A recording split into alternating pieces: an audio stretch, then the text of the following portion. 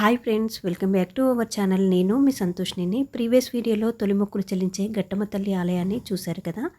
ఇప్పుడు మేడారంకి వెళ్తున్నాము. మాఘమాసం వచ్చిందంటే మాఘమాసంలో 4 రోజుల పాటు ఈ సమ్మక్క సారక్క జాతర జరుగుతుంది. ఈ జాతర 2 సంవత్సరాలకి ఒకసారి జరుగుతుంది. దీనిని తెలంగాణ కుంభమేళగా అని కూడా పిలుస్తారు. ఈ మేడారం జాతర వరంగల్ జిల్లా తాడ్వాయి మండలం మేడారంలో జరుగుతుంది. ఈ జాతరను కోయ జాతి గిరిజనులు జరుపుకుంటారు. ఈ జాతరను ఆసియాలోనే అతిపెద్ద గిరిజన జాతరగా యునెస్కో గుర్తించింది. 1996 ఫిబ్రవరి 1 నుండి ఆంధ్రప్రదేశ్ ప్రభుత్వము రాష్ట్ర పండుగగా ఈ మేడారం జాతరను గుర్తించింది. మేడారం ప్రజలు ప్రకృతిని దైవంగా ఆరాధించారు. ప్రకృతితోనే వారి జీవితాన్ని సాగించేవారు. కంకవనంలో పుట్టిన దేవత సమ్మక్క. ఈ జాతరని సమ్మక్క పున్నమి జాతర అని కూడా అంటారు. అమ్మవార్లకు బంగారం అనగా బెల్లాన్ని నైవేద్యంగా సమర్పిస్తారు. బంగారాన్నే బెల్లం అని కూడా అంటారు. సమ్మక్క అంటే ఒక మనిషి మాత్రమే కాదు, గిరిజనులు వారి గుండెల్లో గుడి కట్టుకొని కొలుచుకునే దేవత. వారి కోసం ప్రాణాలు సహితం అర్పించిన వీరవనిత ఈ సమ్మక్క సారక్క కథ. ఇప్పటిది కాదు ఈ కథ, సుమారు 700 సంవత్సరాల క్రిందటి కథ. 13వ శతాబ్దంలో కరువు కాటకాలతో అల్లాడుతున్న మేడారం ప్రజల్ని ఆదుకునేందుకు అవతరించిన దేవతగా సమ్మక్కను భావిస్తారు. మేడారం కోయదొరలు వేటకు వెళ్ళినప్పుడు పుట్ట మీద కేరింతలు కొడుతూ పాప కనిపించింది.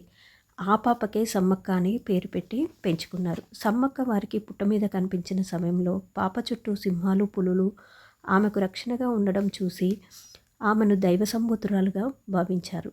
సమ్మక్క మేడారం రాజ్యానికి రాగానే కరువు అంతా పోయింది. మేడారం చాలా సుభిక్షంగా చాలా బాగుంది.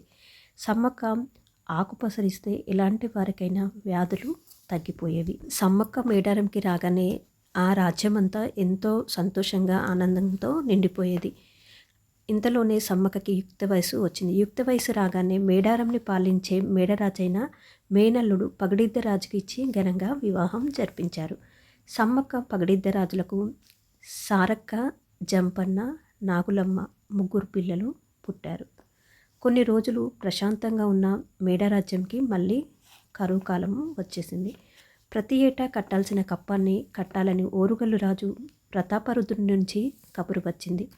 కరువు వల్ల తను కప్పాన్ని కట్టలేనని పగడిద్దరాజు ఎంతగా వేడుకున్నా లాభం లేకపోయింది. కప్పం కట్టకపోతే పోరు తప్పదని ప్రతాపరుద్రుడు హెచ్చరించాడు. మేడారం ప్రజలకి యుద్ధం తప్ప మరో మార్గం లేదు. యుద్ధానికి కాకతీయ సైన్యము వేలాది వేలుగా తరలివస్తున్నారు. వారికి బలమైన ఆయుధాలు అంటూ ఏనుగులు, గుర్రాలు ఉన్నాయి. మేడారం ప్రజలకు మాత్రము బాణాలు, మొండికత్తులే ఆయుధాలుగా ఉన్నాయి. కాకతీయ రాజుతో పగడిద్ద రాజు యుద్ధం చేస్తుండగా కాకతీయ సైన్యం మొత్తం ఒకేసారి మీదికి రావడంతో పగడిద్ద రాజు ఒంటి నిండా గాయాల పాలై అక్కడికక్కడే కన్నిమూశారు. సమ్మక్క భర్త వార్త వినగానే సమ్మక్క తన పిల్లలు అల్లుడు గోవిందరాజుతో యుద్ధంలోకి దూకింది.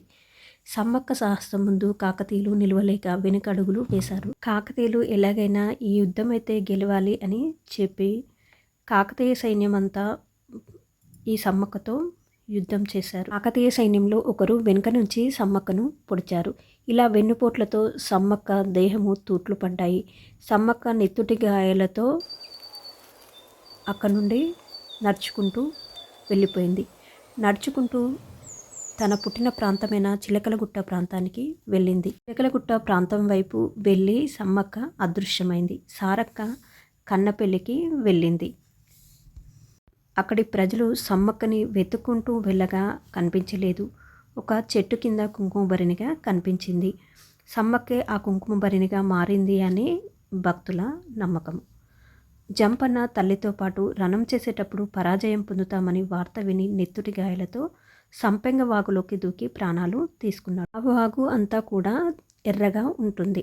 జంపన్న దూకేటప్పుడు నెత్తుటి గాయాలతో ఉండడం వల్ల జంపన్న వాగు కూడా ఎర్రగా ఉంటుంది. అంటే ఇప్పుడు ఆ రక్తం అనేది ఈ నీళ్ళలో ఉండదు, కానీ నీళ్లు ఎర్రగా ఉంటాయి. ఇప్పటికీ ఆ జంపన్న వాగులో నీళ్లు ఎర్రగా ఉంటాయి.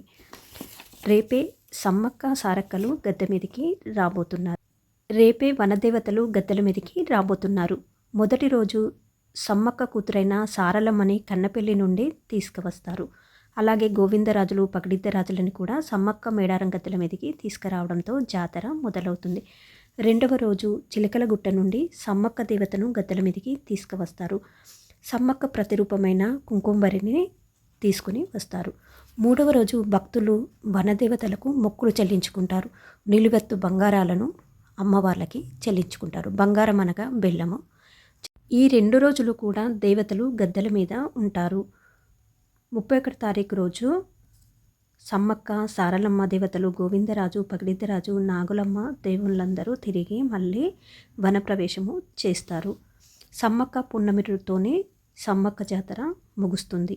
కాకతీయ సైన్యంతో పోరాడి సమ్మక్క సారలమ్మ గోవిందరాజు పగడిద్దరాజు నాగులమ్మ వీరందరూ వీరమరణం పొందారు.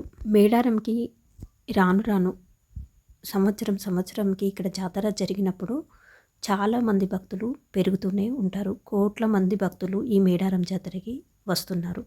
ఒక తెలంగాణ ప్రాంతం నుండే కాకుండా అన్ని ప్రాంతాల నుండి ఈ మేడారంకి వస్తున్నారు. మేడారం ప్రజలు మొత్తము ప్రకృతి మీదనే తమ జీవనాధారాన్ని సాగించుకునేవారు. ప్రకృతిలో లభించే పండ్లు కందమూలాలతోనే వారి జీవనాన్ని సాగించేవారు. మేడారం చుట్టూ మొత్తం కూడా కంకవనం ఉంటుంది. కంక అంటే బ్యాంబో స్టిక్స్ ఉంటాయి కదా, ఆ స్టిక్స్ చెట్లు మొత్తం మేడారం చుట్టూ ప్రాంతాలలో ఉంటాయి.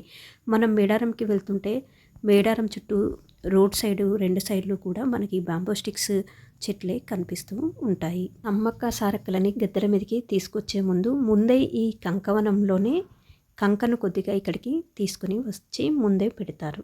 ఇది సమ్మక్క సారలమ్మ చరిత్ర. సమ్మక్క సారలమ్మకి మరొక కథ ఏదైనా ఉంటే కామెంట్ సెక్షన్లో కామెంట్ చేయండి. ఈ వీడియో మీకు నచ్చినట్లయితే లైక్ చేయండి, షేర్ చేయండి, సబ్స్క్రైబ్ చేసుకోండి. Please support me my channel అండి. Thank you everyone.